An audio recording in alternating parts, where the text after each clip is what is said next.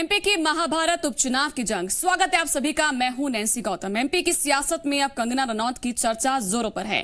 कांग्रेस नेता के मिश्रा ने कंगना रनौत के बहाने सिंधिया पर निशाना साधा है। उन्होंने ट्वीट करते हुए लिखा कि मणिकर्णिका में आपने जिस सिंधिया को देशद्रोही बताया था, शिवराज सरकार उन्हें अपने बगल में बिठाकर देशभक्त बता रहे हैं। इसके साथ ही के मिश्रा ने कंगना रनौत को ग्वालियर आने का निमंत्रण भी दिया है। तो शिवराज सिंह सिंधिया को बगल में बैठा देशभक्त बताते हैं। के मिश्रा ने कहा। के मिश्रा ने कंगना रनौत को ग्वालियर आने का निमंत्रण दे दिया। तो देखिए, यहाँ पर सियासत में नया मोड़ सामने आया है। हालांकि आए दिन कुछ न कुछ नए विषयों पर इसी तरह से हम चर्चा करते हैं। और आज का क्या विषय जिस पर कांग्रेस ने बीजेपी को घेरने की कोशिश की है। हालांकि हर बार तार जुड़ जाता है ज्योतिरादित्य सिंधिया से। इस बार भी कुछ ऐसा ही हुआ है। तंज कांग्रेस ने कसा है, लेकिन ज्योतिरादित्य सिंधिया को लेकर, क्योंकि सिंधिया कांग्रेस को छोड़कर जिस तरह से बीजेपी में शामिल हुए, तो लगातार कांग्रेस का ये दर्द और तंज के जरिए निकलकर सामने आता है कि किस तरह से कांग्रेस ये बताना चाहती है कि धोखा देकर बीजेपी में शामिल हुए। लगातार कांग्रेस की ओर से ये कहा जाता रहा है। तो के मिश्रा ने एक मौका और ढूंढ लिया कंगना रनौत के बहाने। कंगना रनौत को लेकर कहा है, उनकी मूवी का एक शॉट, यहाँ पर एक क्लिप जो है उसके साथ एक ट्वीट किया है। तो ये ट्वीट के मिश्रा का आप देख रहे हैं। कांग्रेस के नेता हैं के मिश्रा। कंगना रनौत जी मणिकर्णिका में झांसी की रानी के रूप में सिंधिया को राष्ट्रद्रोही बताया और यहाँ पर ऐतिहासिक तथ्य को नवाजा गया। पल में रंग बदलने वाले शिवराज सिंह चौहान अब अपनी बची, यहाँ पर जो ट्वीट है, हालांकि पूरा इसमें नहीं दिखाई दे रहा है, मैं आपको बता दूं। सीधे तौर पर इस पे सवाल उठाए गए हैं कि उस वक्त कैसे सिंधिया ने धोखा दिया था रानी लक्ष्मीबाई को और अपनी ही मातृभूमि से धोखा दिया था, इसीलिए उसे निकाल दिया गया था। और अब यहाँ पर मणिकर्णिका के इस क्लिप के सहारे, इस मूवी के क्लिप के सहारे के मिश्रा जो है सवाल खड़े कर रहे हैं और सीधे तौर पर सवाल किए जा रहे हैं ज्योतिरादित्य सिंधिया को लेकर। और सवाल किससे हो रहा है? शिव ने बगल में जिसको बिठा लिया है, उनका इतिहास आप खंगाल कर देखिए, धोखा दिया है। दरअसल ये कहा गया है लगातार कांग्रेस की ओर से कि कांग्रेस को धोखा देकर बीजेपी में शामिल हुए। ग्वालियर से शैलेंद्र हमारे साथ जुड़ चुके हैं, जी मीडिया संवाददाता। सीधा उनका रुख करेंगे। शैलेंद्र, ये जो के मिश्रा ने ट्वीट किया है, सीधे तौर पर सियासत में एक और ट्वीट सामने आ गया। यानी कंगना रनौत के बहाने अब जो चर्चा हो रही है वो ये है कि के मिश्रा बताना चाहते हैं कि देखिए, सिंधिया जी ने कैसे हमें धोखा दिया, आपकी पार्टी में आ गए, आप उनको सम्मान दे रहे हैं। तो यही तो तंज लगातार कांग्रेस की ओर से पहले भी कसे जा रहे हैं।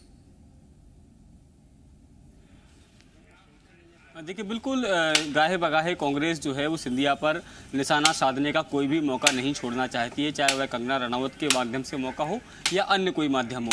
जिस तरीके से कंगना रनौत का जो है इस समय पूरे केंद्र की राजनीति में एकदम हड़कंप मचा हुआ है, उनके जिस तरीके से खुलासे हुए या महाराष्ट्र सरकार ने जिस तरीके से उनके ऑफिस वगैरह को तोड़ा, उसके बाद लगातार जो है वो राजनीति में चर्चा का विषय बनी हुई। और उसी क्रम में जो मणिकर्णिका मूवी है जिसमें उन्होंने झांसी की रानी का किरदार निभाया था, उस छोटी सी क्लिप को शेयर करके कहीं ना कहीं के मिश्रा ने सिंधिया परिवार पर निशाना साधा है और कहा है कि सिंधिया परिवार का इतिहास जो है वो गद्दारी से भरा हुआ रहा है। इसके साथ ही उन्होंने जो कंगना रनौत है उनको ये कहा है कि आप ग्वालियर आइए और बताइए कि आखिर किस तरीके से सिंधिया परिवार ने आज़ादी के समय झांसी की रानी को धोखा दिया था।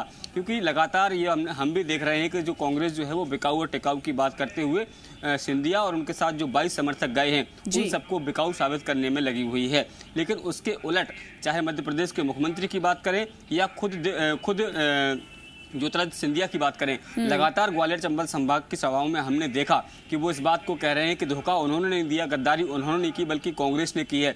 जनता को वचन पत्र के माध्यम से जो वादे जनता से किए गए थे उनको एक काम को भी पूरा नहीं किया गया, एक भी वादा पूरा नहीं किया गया। न तो किसानों का ऋण माफ हुआ और ना ही युवाओं को रोजगार दिया गया। ऐसे में जनता के साथ गद्दारी तो कहीं ना कहीं कांग्रेस ने की और इसका जवाब जो है वो आने वाले समय में जनता उनको देगी। हालांकि कांग्रेस भी यही कह रही है कि जनता जो है तैयार बैठी है उनकी गद्दारी को सबक सिखाने के लिए। तो दोनों ही जो राजनीतिक दल हैं और उनसे जुड़े लोग हैं एक दूसरे पर गद्दारी का आरोप लगा रहे हैं, लेकिन जनता सब समझती है, सारी चीज़ें समझ रही है। और आने वाले उपचुनाव जब होंगे, जब दोनों ही दलों के प्रत्याशी मैदान में होंगे, तो कहीं ना कहीं जनता ये अपना वोट करेगी और किस आधार पर, उसमें एक बड़ा मुद्दा ये भी होगा ये समझे कि कांग्रेस अभी भी इस बात को नहीं डाइजेस्ट कर पा रही है कि आखिरकार ज्योतिरादित्य सिंधिया ने ऐसा क्यों कर दिया।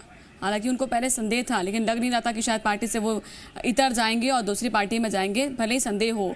और इस तरह होने के बाद अब वो लोगों के मन में बिठाना चाहते हैं कि ये भरोसा इन पर मत कीजिए, ये पहले हमारे साथ थे, अब वहाँ चले गए हैं, वहाँ से भी धोखा हो सकता है। यानी कि जनता के मन में सीधा ये बोलना चाहते हैं कि आपने यहाँ गद्दारी की है तो आप पे जनता कैसे भरोसा करे। देखिए, बिल्कुल ये बात बिल्कुल सही है कि कांग्रेस इस चीज़ को आसानी से पचा नहीं पा रही, क्योंकि न केवल ज्योतिरादित्य सिंधिया गए हैं बल्कि उनके साथ 22 उनके जो समर्थक विधायक थे वो भी गए। और बाद में जब सदस्यता अभियान हुआ तो कई मजबूत कार्यकर्ता थे जो कांग्रेस के ग्वालियर चंबल संभाग के, वो भी गए हैं। तो ऐसे में कहीं ना कहीं कांग्रेस को बड़ा डैमेज तो हुआ है। भले ही कांग्रेस ये कहे कि सारे लोग चले गए, उससे कोई फर्क नहीं पड़ता, लेकिन फर्क तो पड़ता है। राजनीति में एक बड़ी संख्या होती है 22 विधायकों की, अगर फर्क नहीं पड़ता तो मध्य प्रदेश में सरकार नहीं गिरती और ये उपचुनाव भी नहीं होते। तो ऐसे में जो कांग्रेस है वो कहीं ना कहीं अब जनता के मन में इस बात को सहानुभूति लेने की कोशिश कर रही है कि इन लोगों ने आपके साथ गद्दारी की है और आने वाले उपचुनाव में इनको सबक सिखाइए। तो अब ये पूरी जो चुनाव कैंपेन है वो बिकाऊ और टिकाऊ पर ही है। और आपने देखा होगा कि जिस तरीके से कांग्रेस जो हमले कर रही है उसमें बीजेपी कम टारगेट पर है, सिंधिया ज्यादा टारगेट पर है। क्योंकि ये कांग्रेस भली भांति जानती है कि इस इलाके में सिंधिया को ही टारगेट करना होगा, क्योंकि कहीं ना कहीं सॉफ्ट कॉर्नर जो है वो उन लोगों के प्रति बीजेपी कांग्रेस रखना चाहती है जिन लोगों की वजह से जो लोग बीजेपी के बड़े नेता हैं, लेकिन उनका टिकट जो कटा है और इन 22 विधायकों को, जो पूर्व विधायक हैं, उनको टिकट मिलेगा। तो उन लोगों को भी कहीं ना कहीं साधने की कोशिश जो है वो कांग्रेस कर रही है। कांग्रेस को ये लग रहा है कि आने वाले समय में उपचुनाव में जो बीजेपी के दिग्गज हैं, जिनका हक मारा गया है, वो कहीं ना कहीं कांग्रेस के साथ खड़े नजर आएंगे। प्रत्यक्ष तौर पर तो नहीं खड़े होंगे, लेकिन इंटरनल तौर पर वो कांग्रेस के साथ आएंगे। और यही कारण है कि बीजेपी पर लगातार हमला करने से कांग्रेस लगातार बच रही है। तो शैलेंद्र जो है वो हमें बारीकी समझा रहे हैं वहां पर क्या जमीनी हकीकत है चुनावी मैदान की। बने रहिए शैलेंद्र, आप हमारे साथ, आगे भी जानकारी हम आपसे लेंगे। तो देखिए, भोपाल में आज से चुनावी मैदान में उतरेंगी उमा भारती। सीएम शिवराज सिंह के साथ अब दौरे पर जाएंगी उमा भारती। मुंगावली और मेहगांव के लिए रवाना होंगी उमा भारती, ये जानकारी है। उपचुनाव में और भी जगहों पर उनका प्रचार होगा, कई जगहों पर जाकर वो प्रचार कर सकती है, ये भी जानकारी है। तो पहले से ही ये था, बीजेपी में हलचल चल रही थी कि कुछ ऐसे चेहरे जिसको जिम्मेदारी दे दी जाएगी कि आप जाइए वहां पर, ये वोट बैंक है, इनको साधिए और आपको प्रचार के लिए जाना है, जिसमें से एक नाम उमा भारती का भी है। तो देखिए, इससे पहले हमने तिकड़ी देखी। तिकड़ी किसकी थी? नरेंद्र सिंह तोमर, शिवराज सिंह और ज्योतिरादित्य सिंधिया। अब जो जिम्मेदारी आगे की है, मुंगावली और मेहगांव की बात करें तो इसके लिए उमा भारती को भेजने की तैयारी, यानी कि चुनाव प्रचार यहां पर होगा, सीएम पहुंचेंगे और उमा भारती यहां पर पहुंचेंगे। शैलेंद्र हमारे साथ ग्वालियर से लाइव बने हुए हैं। शैलेंद्र, अब ये दोनों जगहों पर उमा भारती को भी भेजा रहा है, यानी कि उमा भारती भी प्रचार करती हुई नजर आएंगी। वोट बैंक कैसे समझ जाता है, इसके जरिए हम समझ सकते हैं बीजेपी की ओर से।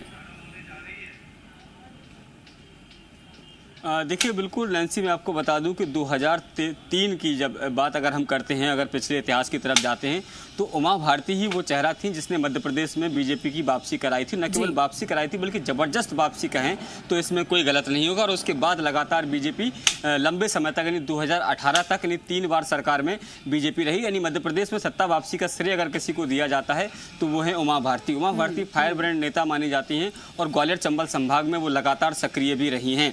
और ऐसे में जब उपचुनाव होने हैं और जिस जाति से वो आती हैं, कहीं ना कहीं उस जाति को साधने की कोशिश जो है वो की जा रही है। और यही कारण है कि मेहगांव और मुंगावली, दो जो आज कार्यक्रम आज सीएम के होने हैं, उसमें उनके साथ जो है उमा भारती जी साथ रहेंगी। अगर मेहगांव विधानसभा क्षेत्र की बात करें तो ये जो इलाका है वैसे तो ठाकुर और ब्राह्मण बाहुल्य इलाका है, लेकिन उसके साथ साथ लोधी और राजपूतों की बात करें तो लगभग 25 से 30 हजार वोट जो है वो इस जाति से आते हैं। और ऐसे में बीजेपी नहीं चाहती है कि किसी तरह से इन वोटों पर पीछे रहा कहा जाए तो इसीलिए उमा भारती को आगे किया जा रहा है। दूसरी बात ये भी है कि महगांव विधानसभा सीट से बसपा ने एक नरवरिया को टिकट दिया है जो खुद लोधी समाज से आते हैं। तो ऐसे में कहीं ना कहीं लोधी जो वोट है वो बट ना जाए, वो बीएसपी के पास ना चला जाए। और इसीलिए यही कारण है कि भले ही चुनाव की तारीखों का ऐलान नहीं हुआ है, लेकिन उसके पहले जो कार्यक्रम बीजेपी आयोजित कर रही है उसमें उमा भारती को साथ लेकर आ रही है। कहीं ना कहीं उमा भारती मंच से मैसेज देने की कोशिश करेगी कि आप लोग हमारे साथ आइए, क्योंकि हम इस यहाँ पर नेता हैं। और कहीं ना कहीं जो वोट बैंक है उसको साधने का प्रयास किया जा रहा है। हमने पिछले कुछ कार्यक्रमों में भी देखा जिस तरीके से जिस जाति बाहुल्य के वोट होते हैं उस इलाके में उस तरह के नेताओं को लाया जा रहा है। अगर हम पोहरी की बात करें तो हमने देखा कि जो शरद कौल हैं उनको वहाँ पर स्पेशली बुलाया गया था और उन्होंने मंच से बाकायदा जो है इस बात की बात भी कही कि वो एक आदिवासी चेहरा है, 32 साल के युवा हैं, बीजेपी ही वो पार्टी है जिसने उनको मौका दिया है और वो विधायक बने हैं। तो कहीं ना कहीं जो आदिवासी वोट था उसमें स्ट्रेंथ लगाने की कोशिश या उसको खिसकने का जो डर है उसको बचाए रखने की कोशिश जो है वो शरद कौल के माध्यम से की गई थी। और वही कुछ चीज़ें अब जो है वो इन कार्यक्रमों के माध्यम से हो रही है कि राजपूत लोधी वोट जो है जिनकी संख्या बड़ी है और उनको उमा भारती के माध्यम से उन वोटों को साधा जाए।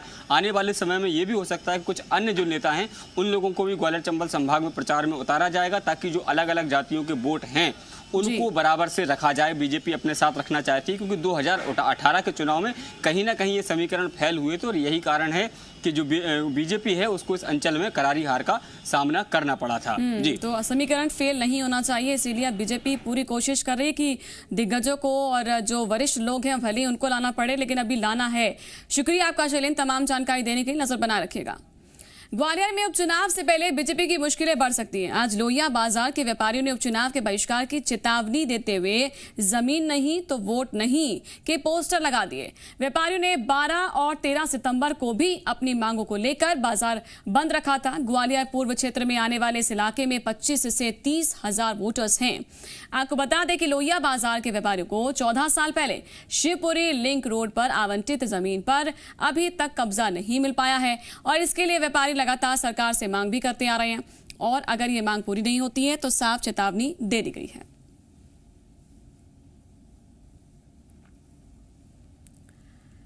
तो चेतावनी ये है कि अगर आप कब्जा नहीं दिलाते तो आपको वोट नहीं मिलेगा। अब बीजेपी इसको लेकर क्या एक्शन लेगी ये देखना होगा।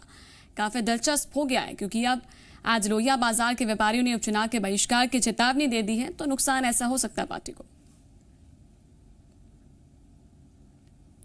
उपचुनाव की तैयारी में जुटी कांग्रेस ने 15 प्रत्याशियों के नामों का ऐलान कर दिया। पार्टी ने मुरैना की दिमनी सीट से रविंद्र सिंह तोमर और अंबा सीट से सत्यप्रकाश सखवार को चुनावी मैदान में उतारा है। प्रत्याशियों का दावा है कि इस बार मुकाबला बीजेपी और कांग्रेस के बीच नहीं है बल्कि जनता के साथ गद्दारी करने वालों के खिलाफ है। रविंद्र सिंह तोमर के मुताबिक लोग इस बार कांग्रेस को ही मौका देंगे। साथ ही उन्होंने पार्टी में नाराजगी के सवाल पर कहा कि सभी भाई हैं और सबसे मुलाकात हो रही है, जरूरत पड़ी तो उनके पैर छूकर मना लूंगा। तो वहीं पर अंबा प्रत्याशी सत्यप्रकाश सखवार ने कहा कि उपचुनाव में लोग उन्हें ही वोट देंगे।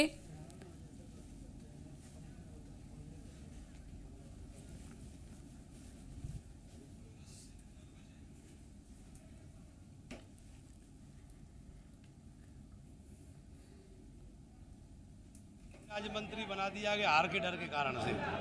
तो चुनौती तो इसलिए नहीं है कि ये चुनाव भारतीय जनता पार्टी और कांग्रेस पार्टी का नहीं है। ये चुनाव जनता की सच्चाई की लड़ाई का है और जनता के संग जो वोट का छलावा हुआ है, जो वोट को बेचा गया है, जनता ठगा हुआ महसूस कर रही है। इसलिए जनता ने मन बना लिया है कि हमें हमारे वोट के साथ जो गद्दारी हुई है उसका बदला सामने वाले की जमानत जब्त करा के देंगे।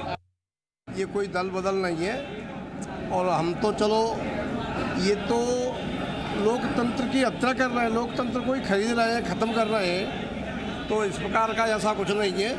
कांग्रेस पार्टी ने हम पे भरोसा किया है और हम कांग्रेस पार्टी को अंबा सीट जिता करके देंगे, ये गारंटी है।